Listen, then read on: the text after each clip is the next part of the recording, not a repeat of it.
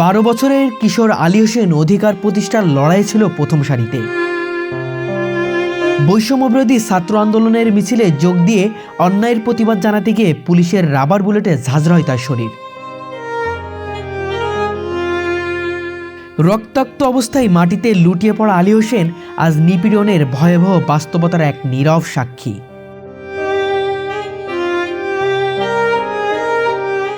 মাত্র 12 বছর বয়সী আলী হোসেন বৈষম্যবিরোধী ছাত্র আন্দোলনে অংশ নিয়ে দেখিয়েছেন অসাধারণ সাহস।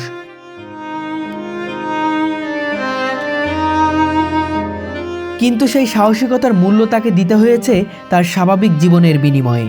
আজ আমরা কথা বলবো এক সাহসী কিশোরের গল্প নিয়ে, যার নাম আলী হোসেন।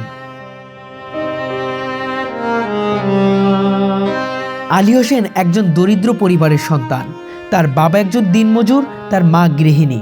ছোট এই পরিবারের চাহিদাগুলো পূরণ করতে সবসময় কষ্ট করতে হয়। তবে এসবের মধ্যেও আলী হোসেন তার লেখাপড়া চালিয়ে যাচ্ছিল, ক্লাস 6-এর একজন মেধাবী ছাত্র হিসেবে। কিন্তু গত জুলাই মাসে ঘটে এক মর্মান্তিক ঘটনা। বৈষম্যবিরোধী ছাত্র আন্দোলনের মিছিলে যোগ দেয় আলী হোসেন। সে আশা করছিল তার কণ্ঠস্বর হয়তো সাম্যের জন্য পরিবর্তনের সূচনা ঘটবে। কিন্তু মিছিলটি পুলিশি দমন পীড়নের শিকার হয়। রাবার বুলেটের আঘাতে আলী হোসেন গুরুতর আহত হয়ে মাটিতে লুটিয়ে পড়ে। সহপাঠীদের প্রচেষ্টায় আলী হোসেনকে দ্রুত হাসপাতালে নিয়ে যাওয়া হয়। চিকিৎসকদের আন্তরিক চেষ্টায় তার জীবন রক্ষা পায়। কিন্তু তার শরীরের আঘাতগুলো এতই গুরুতর ছিল যে এখনও স্বাভাবিকভাবে চলাফেরা করতে পারে না।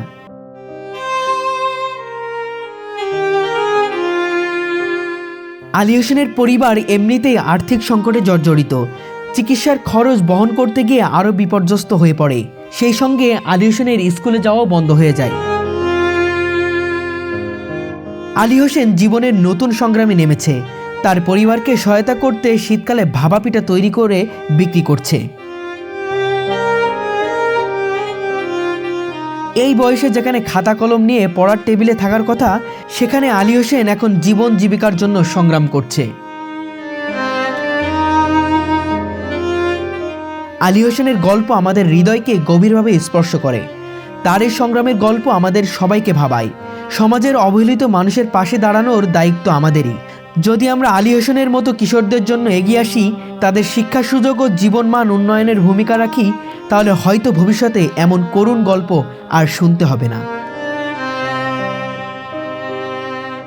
আলী হোসেনের মতো প্রতিটি কিশোর কিশোরী সমাজের ভবিষ্যৎ। তাদের সুরক্ষা ও সঠিক সুযোগ সুবিধা দেওয়া আমাদের নৈতিক দায়িত্ব। সমাজের সবাই যদি একসঙ্গে এগিয়ে আসে, তাহলে বৈষম্যের বিরুদ্ধে এই লড়াই সফল হবে, আর আলী হোসেনের মতো স্বপ্নবাজরা নতুন আশা নিয়ে এগিয়ে যেতে পারবে।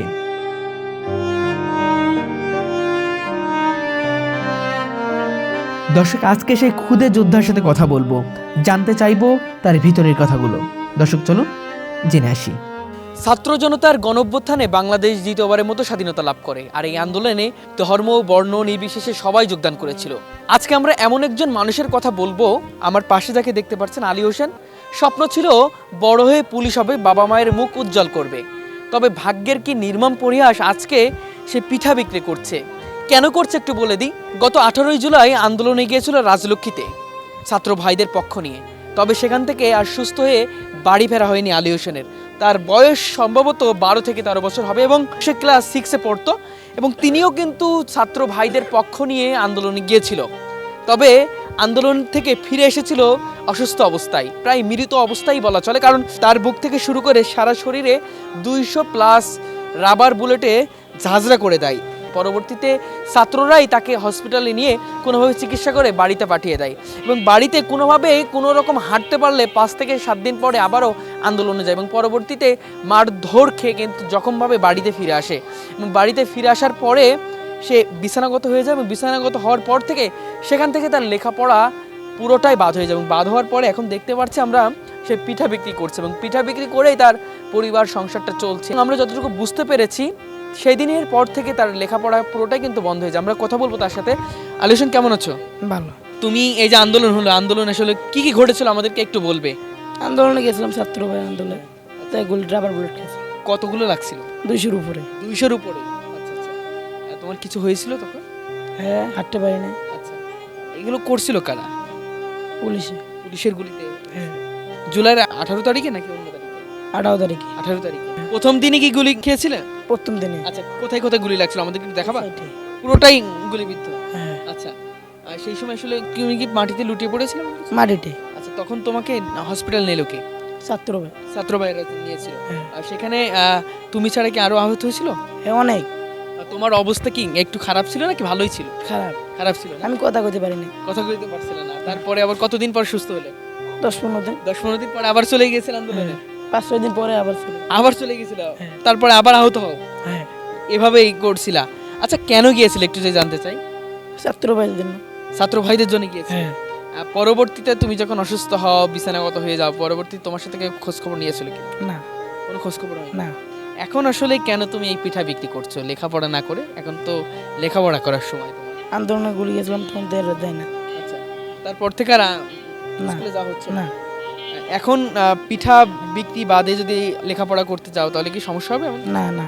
তাহলে কেন যাচ্ছ না? দেয় না। আন্দোলন। বাবা মা পাঠাচ্ছে না নাকি আসলে আর্থিকভাবে পারছো না, কোনটা? বাবা মা বাড়ারি দেয় না। আচ্ছা, এই যে এখানে পিঠা বিক্রি করছে, এটাই আসলে ইনকাম কেমন হচ্ছে? 500-700। 500 টাকা হচ্ছে, এটা দিয়ে পরিবার চলছে নাকি? হ্যাঁ। আচ্ছা, তোমার স্বপ্ন কি ছিল ভবিষ্যতে কি হওয়া? পুলিশ। পুলিশ হওয়া স্বপ্ন ছিল? হ্যাঁ। স্বপ্ন ছিল পুলিশ হবে, তবে সেই পুলিশের গুলিতে তুমি আহত হয়েছে, এটা বুঝতে পারছো? হ্যাঁ। আচ্ছা, এখন কি স্বপ্ন আছে পুলিশ হওয়ার? হ্যাঁ। এখন স্বপ্ন আছে, তবে স্বপ্ন থাকার পরেও কেন পিঠা বিক্রি করছো? তোমার তো পুলিশ হতে হলে লেখাপড়া করতে হবে। হ্যাঁ, হ্যাঁ। তুমি কি ভাবছো এখন কি করবা? লেখাপড়া করবো। লেখাপড়া করবে না? হ্যাঁ। তবে লেখাপড়া করলে তো এই পিঠা বিক্রি করছো, তাহলে কেমনি কি একটু বলবে? সংসার চালাতে জন্য। সংসার চালানোর জন্য? হ্যাঁ। তাহলে তুমি যদি আসলে একটা সুযোগ সুবিধা পাও লেখাপড়া, তাহলে কি এটা না করলে চলবে কিনা? চলবে।